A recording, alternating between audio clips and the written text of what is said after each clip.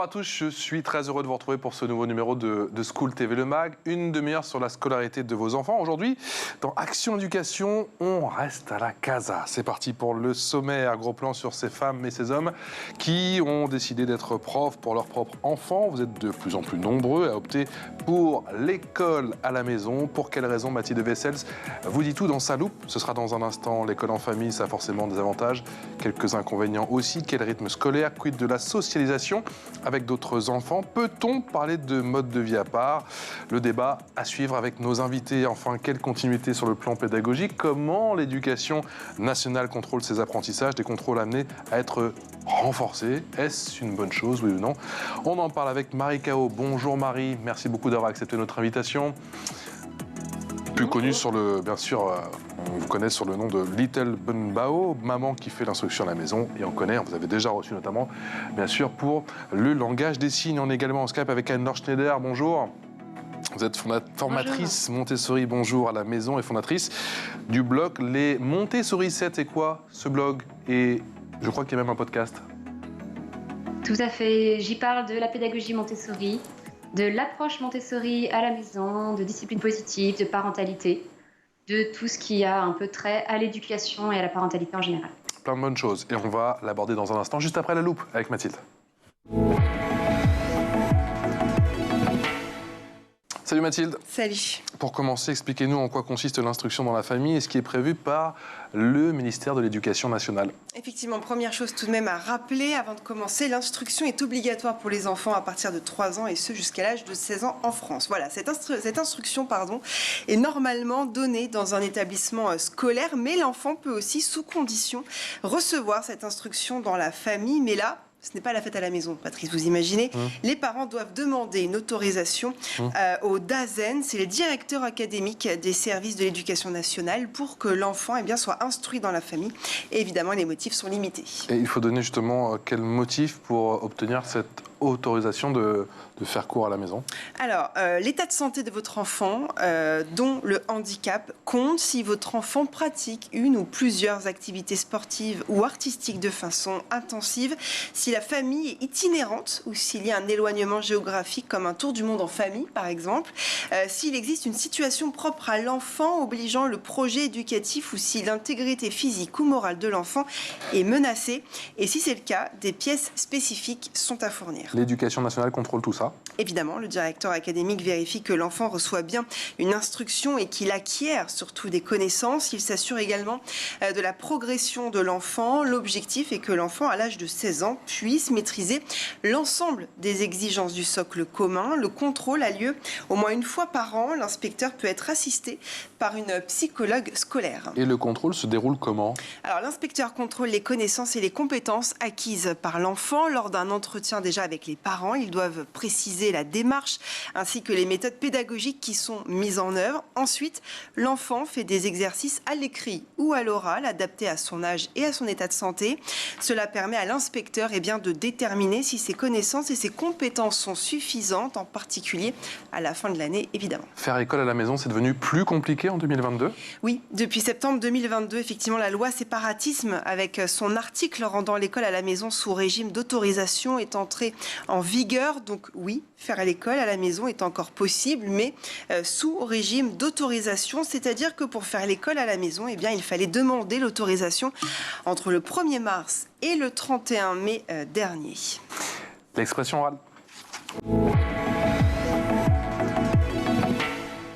L'expression orale dans School TV Le Mag avec Anne-Laure Schneider, qui est formatrice Montessori à la maison, fondatrice du blog, notamment Les Montessori 7, et avec Marie Cao, qui est une maman qui fait l'instruction à la maison.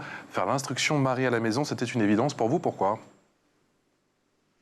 Alors ça a été une évidence tout simplement en suivant les besoins de ma fille qui n'était pas du tout prête pour l'école et qui avait des spécificités, une hypersensibilité, impossible de se concentrer au moindre bruit. Donc spontanément, on est allé vers l'instruction en famille qui était à ce moment-là soumise juste à déclaration et non pas avec les contrôles qu'on a aujourd'hui qui nécessitent d'avoir une autorisation. Et alors comment vous êtes renseigné et comment vous avez justement bâti, si je puis dire, votre enseignement à la maison? Comment on fait? Déjà, tout simplement, on prend en compte les besoins de son enfant. Ma fille, par exemple, elle l'apprend au travers du jeu. Donc, on joue toute la journée et elle développe ses compétences, elle développe plein de choses et ses apprentissages suivent tout à fait son jeu. Et il n'y a pas mieux pour un enfant pour retenir des informations, c'est de passer par le jeu, d'avoir une émotion positive. Donc, on a la chance à la maison de pouvoir, nous, mettre ça en place dans un cadre plutôt chouette. Marie, c'est beaucoup de pression ou c'est avant tout du plaisir? C'est les deux. Il y a de la pression plutôt dans le rythme, c'est-à-dire qu'il faut avoir des journées avec son travail, pouvoir mêler le travail et l'instruction en famille. Donc ça demande quand même du temps, ça demande de l'implication, ça demande de la réflexion et de l'observation de son enfant. Mais c'est vraiment du temps de plaisir aussi parce que c'est des moments que l'on passe avec son enfant. Je passe mes journées avec ma fille et je partage avec elle énormément de choses et je la vois évoluer. Anne-Laure Schneider, que dites-vous aux parents qui font ce choix? Comment vous les guidez? À chaque fois, je leur propose de poser les fondations de l'instruction en famille, parce qu'il faut savoir dans quel objectif on fait ça. Et c'est vrai que chaque famille le fait pour des raisons totalement différentes. De notre côté, nous avons commencé en 2013, à une époque où ça n'était pas vraiment encore à la mode. On en parlait moins, et puis ça s'est développé petit à petit aussi. Et pour nous, c'était le choix de la pédagogie Montessori qui nous a conduits à nous lancer dans l'instruction en famille. Pour d'autres familles, c'est de pouvoir permettre à leur enfant de passer un maximum de temps dehors, dans la nature, au contact avec le réel. Pour d'autres enfants, pour d'autres familles encore, il y a des difficultés, des troubles chez tel ou tel enfant. Il peut y avoir tout un tas de raisons différentes. Il peut y avoir un projet d'itinérance, il peut y avoir plein de choses. Mais il faut savoir pourquoi on le fait et quel est l'objectif principal. Parce qu'il va falloir savoir si on cherche avant tout, par exemple, à faire acquérir des connaissances académiques d'un niveau très élevé à son enfant, ou si le principal objectif est qu'il garde sa curiosité et sa soif d'apprendre. Et tout ça, ça va orienter la façon dont on fait l'école à la maison. Quels sont les principaux questionnements auxquels doivent répondre justement les parents? Parce que j'imagine qu'il y a certains parents qui doivent longtemps hésiter avant de prendre une décision qui est quand même pas anodine, quoi. C'est une décision qui est lourde de conséquences, aussi bien au niveau de l'organisation pratique que financière, parce que il arrive que les deux parents travaillent. C'est notre cas, par exemple chez nous, ça reste très difficile à gérer. Il arrive que donc, un parent doive renoncer à son travail ou passer à mi-temps pour pouvoir assurer l'instruction en famille. Ça demande de savoir à quoi on s'engage. Voilà. Mais derrière, ce qui est important, c'est de voir quel est l'objectif. Et toutes les familles que je connais qui se sont lancées dans l'instruction en famille ont découvert à quel point c'était un autre monde. C'est-à-dire qu'il y a une liberté qui est extraordinaire. On peut apprendre à notre enfant à son rythme, avec les méthodes que l'on choisit, en sortant, en allant faire des sorties pédagogiques quand on veut, en passant plus de temps sur les mathématiques parce qu'il en a besoin, ou plus de temps sur l'anglais parce qu'il en a besoin, etc., etc. Donc c'est cette liberté de s'adapter exactement à chacun de nos enfants que je trouve extraordinaire. Marie Cao, quel est l'aspect le plus fascinant et peut-être aussi le plus délicat, Marie? L'aspect le plus fascinant, c'est d'observer son enfant, de cultiver cette curiosité qu'il a. Il va découvrir le monde, il va poser des questions au travers le jeu, il va se confronter à l'écriture, à la lecture, tout ça par curiosité et non pas par obligation. Et c'est vraiment magique. Les points qui sont plus compliqués, c'est lorsqu'on voit que notre enfant a quelques difficultés. C'est les moments où on peut avoir des doutes sur notre capacité à l'accompagner. Mais en général, en prenant le temps, en se posant, en demandant conseil, parce qu'on peut être également accompagné. Moi, je suis en contact avec des ergothérapeutes, avec des professeurs des écoles à qui je peux poser des questions pour des fois venir dénouer des situations un peu plus compliquées. Anne-Laure, vous faites cours à... Vous avez combien d'enfants, Anne-Laure? J'en ai 5. Vous en avez 5 et vous donnez des cours à 5 enfants. Ils sont tous mélangés, on fait pas de À 4 d'entre eux. 4 d'entre eux, vous ne faites pas de différence d'âge? Ils sont tous ensemble? Alors si, nous avons un collégien qui travaille différemment de ses autres frères et sœurs. Mais c'est aussi le propre de la pédagogie Montessori qu'il y a un mélange des âges. Et donc je fais travailler effectivement tous les 3 autres qui ont entre 3 ans et 7 ans ensemble. Et l'intérêt de la pédagogie Montessori, c'est qu'on fait une présentation à un enfant et ensuite il s'entraîne tout seul. Donc je passe d'un enfant à l'autre, on est tous dans le même espace et ils apprennent comme ça pour la partie la plus scolaire, je dirais. Mais on apprend aussi dès qu'on fait une sortie en plein air, on apprend dès qu'on va dans une nouvelle ville, on apprend partout en fait. C'est pour ça que le terme d'école à la maison, qu'on a longtemps employé et puis qui est encore dans le vocabulaire courant, il est doublement mauvais. C'est parce que beaucoup de familles ne veulent pas reproduire le modèle de l'école. D'accord. Et deuxièmement, ça n'est pas à la maison, c'est l'instruction partout, tout le temps. Et alors, comment on bâtit, parce que j'imagine que l'équation est déjà délicate pour Marie, qui s'occupe d'un enfant, mais quand on en a 4 avec des âges différents, vous avez dit que vous avez scindé les classes, si je puis dire, avec le collégien d'un côté et les 3 autres de l'autre, même si je sais qu'il y a des interactions, comment on fait ? Alors, là encore, c'est l'avantage de la pédagogie Montessori. Je sais qu'il y a des familles qui ont de nombreux enfants et suivent des cours par correspondance, par exemple. Pour ma part, je ne m'en sentirais pas capable de gérer plusieurs niveaux avec un cours par correspondance où ça demande beaucoup de suivi. De mon côté, avec la pédagogie Montessori, on a une progression à suivre avec les enfants. Donc, je n'ai pas un programme à la semaine que je m'impose de leur faire suivre. J'ai une progression, je vois où ils en sont. Dès qu'ils ont suffisamment progressé dans un domaine, on passe à l'étape suivante, tout simplement. Donc, en fait, c'est très simple à mettre en place à partir du moment où on est formé, évidemment, et puis où on connaît cette progression. Mais ça, c'est assez propre à la pédagogie Montessori. Marie Cao, Marie, quelle est la place du jeu dans l'enseignement ? Elle est au centre. On fait du jeu en permanence, on voit l'émotion de son enfant au travers du jeu. Il va rencontrer des problèmes, que ce soit avec des briques de Lego, que ce soit avec des constructions. Il est vraiment à chaque fois face à de nouveaux problèmes qu'il doit résoudre et c'est en résolvant les problèmes qu'il apprend. Et tout ça, c'est relativement magique de pouvoir observer comment le jeu permet à l'enfant d'apprendre de nouvelles connaissances, de grimper en compétences, tout simplement par le plaisir du jeu. Mathilde. Moi, j'ai une question pour les 2 mamans que l'on a avec nous en Skype. C'est quelle est la différence que vous voyez entre vos enfants donc, qui suivent l'instruction en famille et les autres enfants qui sont à l'école ? Anne-Laure Schneider.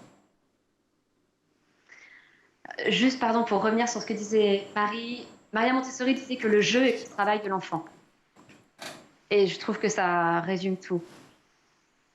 Pour en revenir à votre question, les 2 grosses différences que je vois, enfin il y en a plusieurs, il y en a encore plus que ça. Une différence très importante, c'est qu'ils ont conservé leur soif d'apprendre et leur curiosité. Ils sont extrêmement curieux de tout, ils veulent sans arrêt apprendre de nouvelles choses, ils aiment poser des questions, etc. Pour moi, ça c'est le cœur de tout, parce qu'on n'apprend pas seulement à l'école, on apprend tout au long de sa vie. Et si on peut préserver ça chez les enfants, tout le reste est secondaire. Deuxièmement, ils ont un certain niveau d'exigence pour eux-mêmes. Par exemple, notre aîné, qui est donc maintenant en 5e, a passé une année en collège public et il a souhaité reprendre l'instruction en famille avec un cours par correspondance d'un niveau très exigeant parce qu'il se rendait compte qu'il n'apprenait pas suffisamment. D'accord. Et je trouve ça formidable que ça vienne de lui. Mais oui.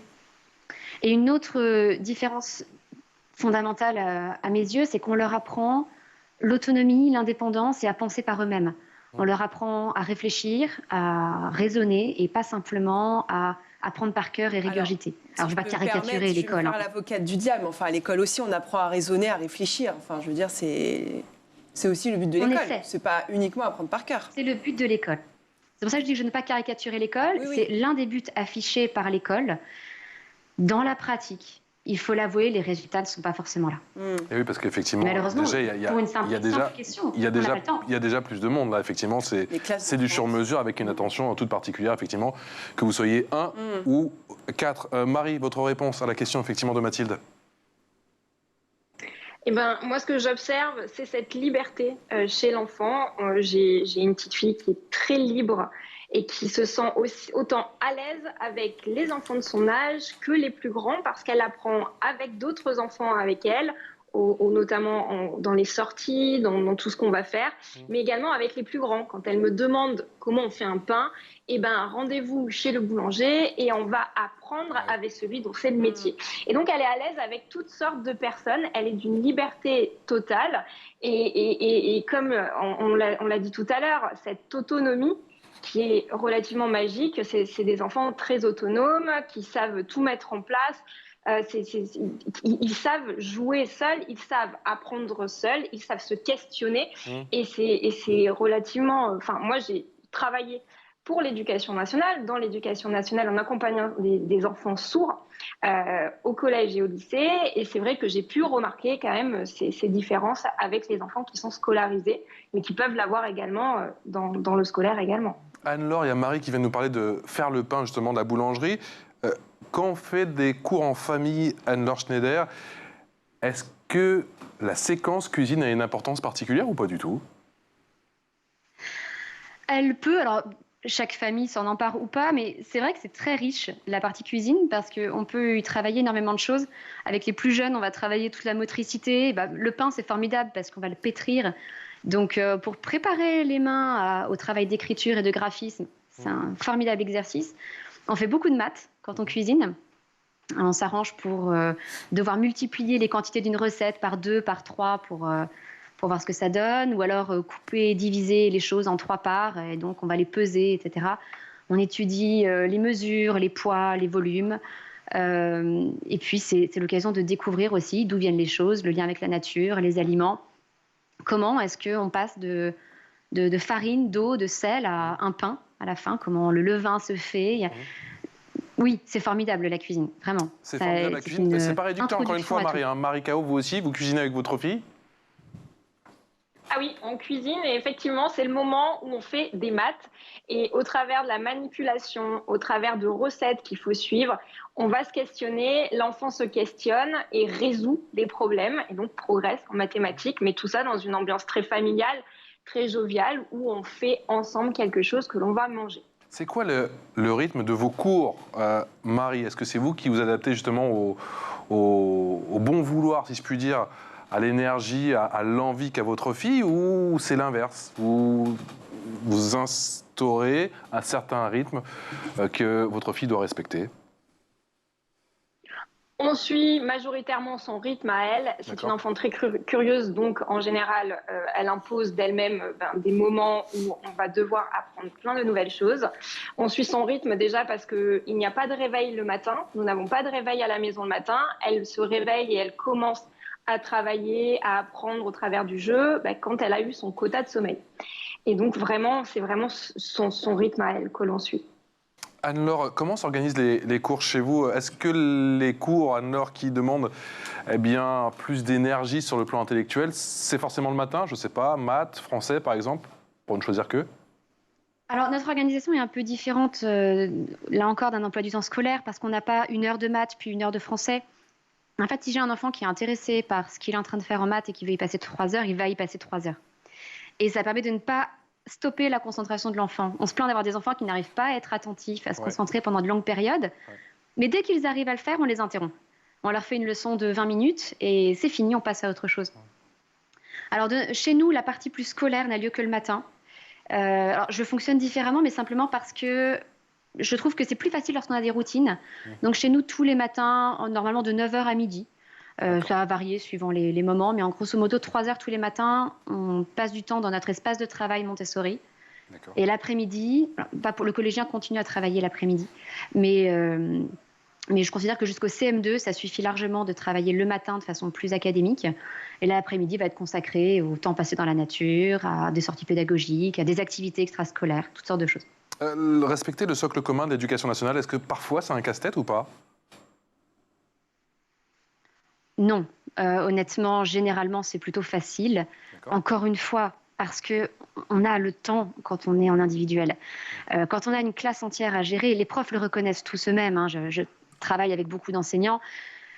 Sur un cours d'1 heure, ils passent 45 minutes à faire de la discipline, à rappeler des consignes, à réexpliquer la même chose. Et il y a, mettons, 10 à 15 minutes d'enseignement réel, de contenu transmis ou de compétences transmises. Forcément, à la maison, c'est beaucoup plus facile. On n'a pas ces 45 minutes de discipline ou de gestion de groupe. Donc ça va plutôt plus vite. Et en plus, en suivant le moment où les enfants sont intéressés par quelque chose, ils apprennent beaucoup plus vite.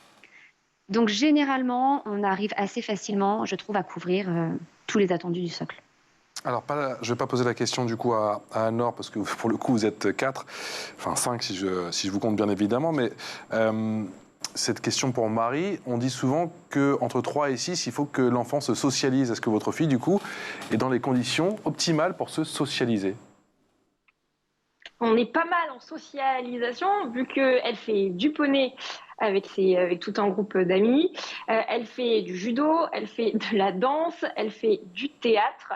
Et on va à d'autres sorties pédagogiques avec d'autres enfants en instruction en famille. Donc, elle côtoie des enfants en instruction en famille. Elle côtoie d'autres enfants dans les activités extrascolaires, des enfants qui sont scolarisés. Donc, en termes de... Voilà, on est bien.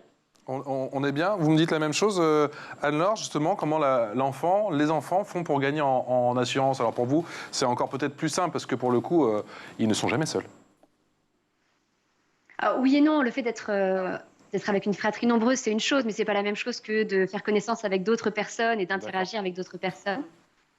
Mais pour rebondir sur ce que disait Marie, j'ai lu récemment une statistique, malheureusement, j'ai pas la source, je suis désolée, Oui. disant que les familles en instruction en famille, alors que les enfants en instruction en famille pratiquaient généralement 5 activités extrascolaires. Et ça ne m'étonne pas. On a déjà eu certains de nos enfants qui sont allés jusqu'à 9 activités extrascolaires. Donc effectivement, et comme ce que dit Marie, je pense que la plupart des familles en IEF pratiquent un peu la même chose. Il y a un contact avec les enfants scolarisés, avec les enfants en IEF. Et puis, ils sont en contact avec des gens de la vie réelle, avec des adultes, des personnes âgées, des jeunes gens, des adolescents, des enfants de leur âge, plus jeunes ou plus vieux. Et quelque part, ça m'a toujours paru absurde de penser que la socialisation devait se faire dans une classe avec 25 ou 30 enfants du même âge que nous. C'est comme si on se disait que nous, adultes, on devait rigoureusement fréquenter un cercle d'adultes qui ont le même âge que nous à 6 mois près. Je trouve ça fou, quelque part. Donc le contact est peut-être plus large, je pense même, quand on pratique l'instruction en famille. C'est souvent un mythe, en fait, que l'on propage là-dessus, mais je ne connais aucune famille en IEF pour qui c'est un réel problème. Marie, vous me dites que c'est un mythe, vous aussi? Oui, il n'y a pas de problème de sociabilisation. En tout cas, pour tous les enfants que l'on côtoie, effectivement, il peut y avoir, j'imagine, de rares exceptions, excusez-moi, mais tous les enfants que l'on voit en IEF sont des enfants qui sortent, qui côtoient des grands comme des petits et qui ne sont pas enfermés dans des classes d'âge. Ma fille, par exemple, est à l'aise avec les très grands, les ados, les adultes, les tout petits, les bébés. Et ce n'est pas forcément ce qu'on peut observer dans l'éducation nationale, où vraiment ils sont par catégorie d'âge, par tranche d'âge. Mais voilà, ils font comme ils peuvent. Mais on voit vraiment ce côté très à l'aise avec tous les humains, quoi. L'info en plus avec Mathilde.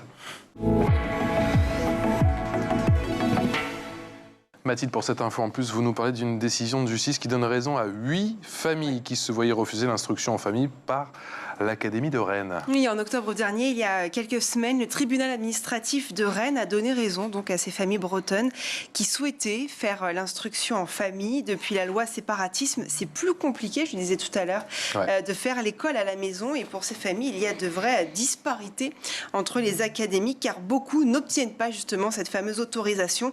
L'avocat de ces familles avait d'ailleurs dénoncé une double erreur de droit commise par le rectorat en estimant que le projet éducatif présenté par les parents était insuffisant. C'est donc au recteur de l'Académie de Rennes d'autoriser les parents à assurer l'instruction en famille rapidement. Il faut savoir aujourd'hui quand même en France, 70 000 enfants seraient concernés par cette fameuse instruction en famille. Anne-Laure Schneider, ces contrôles renforcés, c'est une bonne chose? Alors là, il ne s'agit pas de renforcement des contrôles, justement, mais de renforcement de la procédure administrative. Les contrôles, ils ont toujours existé. On a toujours été inspectés une fois par an, et c'est très bien. Je n'ai absolument rien contre. Et alors, ça se passe comment? Pardon de vous couper, ça se passe comment, ces contrôles, justement? On a quelque chose de totalement différent. Comment se passent ces contrôles, pardon? Excusez-moi? Eh bien, c'est un inspecteur qui vient. Généralement, il y a 2 personnes qui sont 2 personnels de l'éducation nationale. Donc, on le disait tout à l'heure, ça peut être un psychologue de l'éducation nationale, ça peut être des conseillers pédagogiques aussi.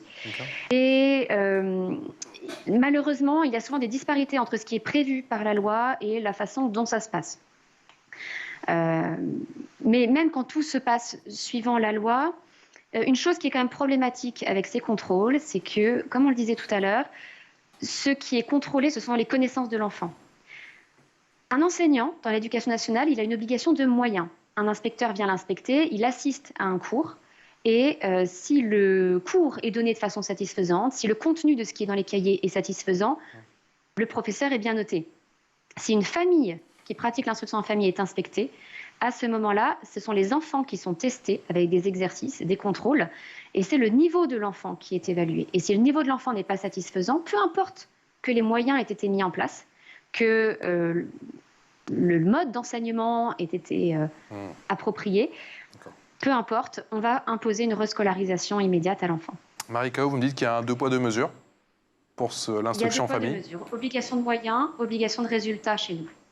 Marie Cao.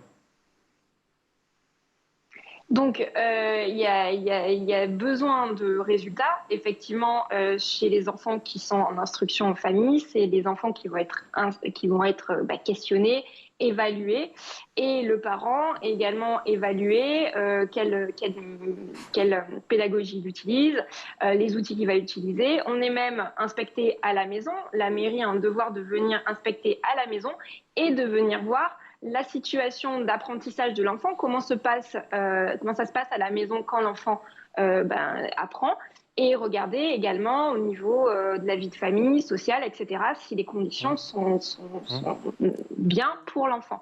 Ce qu'on n'a pas forcément finalement dans l'éducation nationale. Ce que je trouve bien, c'est qu'on vient chez nous, on vient voir comment ça se passe et on peut voir l'enfant dans son milieu.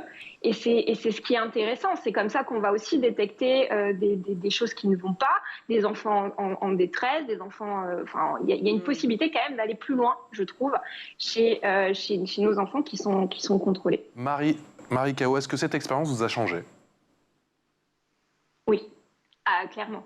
J'ai tout revu au travers des yeux de mon enfant. J'ai tout redécouvert. Je suis même allée jusqu'à questionner mes apprentissages à moi. Pourquoi je m'étais heurtée dans les maths? Pourquoi j'avais eu des obstacles? Je suis repartie de zéro avec elle et chaque jour, j'apprends et je découvre de nouvelles choses. Je suis moi aussi à l'école avec elle à la maison. Dans quelle mesure ça vous change, ça vous a changé, Anne-Laure Schneider, même question? Je pense que ça a changé un peu ma vision du monde. Et vous savez, pendant le confinement, on entendait beaucoup de personnes dire « Oh là là, mais on n'a jamais eu ça, de devoir travailler avec des enfants à la maison. » Et en fait, si, dans l'histoire de l'humanité, on a toujours fait comme ça. Et c'est extrêmement récent, même au 19e siècle, Moyen-Âge, etc. Les enfants étaient là avec leurs parents, voyaient la vie de tous les jours et apprenaient au quotidien. Et quelque part, ça me choque qu'aujourd'hui, on soit surpris par ça. Mais il n'y a rien de plus naturel, en fait, que de transmettre soi-même à ses enfants.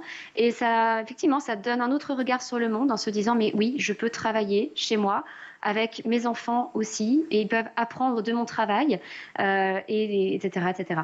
Donc c'est une vision du monde qui est beaucoup... Non, mais c'est même pas une question, mais très rapidement, c'est vrai que tout le monde n'est pas apte aussi à faire l'école à la maison. Il y a aussi un caractère, je pense, à avoir. Moi, ma belle-fille était ravie, honnêtement, de reprendre l'école après le confinement, et c'est une réalité. Donc, parce que c'est toi qui donnais les cours? Non, c'était mon compagnon. Mais non, mais c'est vrai qu'il y a aussi cette chose à prendre en considération. Alors, pour revenir là-dessus, ce qui s'est passé pendant le confinement n'avait rien à voir avec de l'instruction en famille. Oui, les parents se sont transformés en répétiteurs. Oui. Ils n'avaient pas de liberté pédagogique, ils devaient simplement appliquer ce que les enseignants leur transmettaient, même s'ils n'étaient pas d'accord, même s'ils n'avaient pas choisi ce mode d'enseignement-là. Donc c'est le moins attractif dans l'éducation. Être répétiteur, bon, ça n'a rien de passionnant. Merci infiniment, Anne-Laure. Oui. Allez-y, terminez, pardon. Pardon. Il y a effectivement il faut avoir une certaine patience, enfin, il faut avoir envie de le faire. Je ne suis absolument pas là pour encourager tout le monde à faire l'école à la maison. Simplement, en termes de compétences, on dit souvent qu'il faut être professionnel pour enseigner. Je trouve juste frappant de voir qu'aujourd'hui, on réclame plus de contrôle sur les diplômes des parents qui pratiquent l'instruction en famille, etc. Et que dans le même temps, on recrute des contractuels un peu à la volée, sans formation, et qu'on les met devant une classe après 3 jours. Qui, depuis, ont, pour certains, démissionné. Effectivement. Merci à Anne-Laure Schneider. Vous êtes formatrice Montessori à la maison. Je rappelle votre blog et surtout votre podcast Les Montessori 7. Marie Cao, un grand merci à vous. Également, je rappelle, bien sûr, pour ceux qui ne vous suivent pas encore, notamment sur votre chaîne YouTube, Little Bun Bao. Merci à vous deux. Encore merci pour vos témoignages très éclairants, très intéressants. On espère vous voir très rapidement en plateau avec Mathilde. Mathilde, on se retrouve demain pour un nouveau numéro de School TV Le Mag. Excellente journée en notre compagnie. Ciao.